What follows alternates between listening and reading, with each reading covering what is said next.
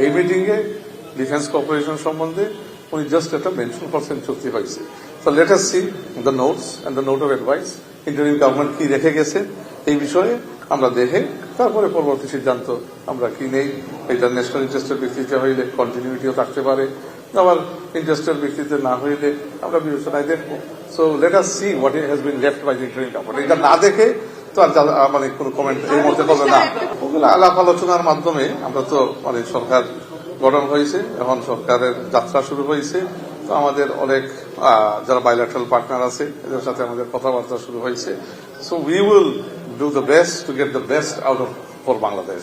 বাংলাদেশের পররাষ্ট্রনীতি হবে আমরা আমাদের দল জনাব আমাদের প্রাইম মিনিস্টার জনাব তারেক রহমানের নেতৃত্বে 2/3 ভোট নিয়ে নির্বাচিত হয়েছে on the basis of Bangladesh first, সবার আগে বাংলাদেশ। তো এটাই হবে বাংলাদেশের পররাষ্ট্রনীতি। বাংলাদেশের পররাষ্ট্রনীতির মূল সেন্টার পিস থাকবে দি interest of the people of Bangladesh and it's sovereign soil and territory. তো এটাকে বজায় রেখে ন্যাশনাল মিউচুয়াল রেসপেক্টের মাধ্যমে ইন্টারেস্টের মাধ্যমে আমরা বাইল্যাটারাল রিলেশনশিপ গুলা মানে we will এগিয়ে নিব আর কি আমরা and we'll strengthen them. So Japan is no different. Japan is a trusted partner of Bangladesh, development partner.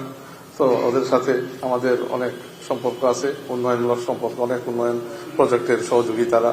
তো ভবিষ্যতে এটাকে আরো জোরদার করা, স্ট্রেংথেন করা একটা কোঅপারেশনের এগ্রিমেন্ট করছে।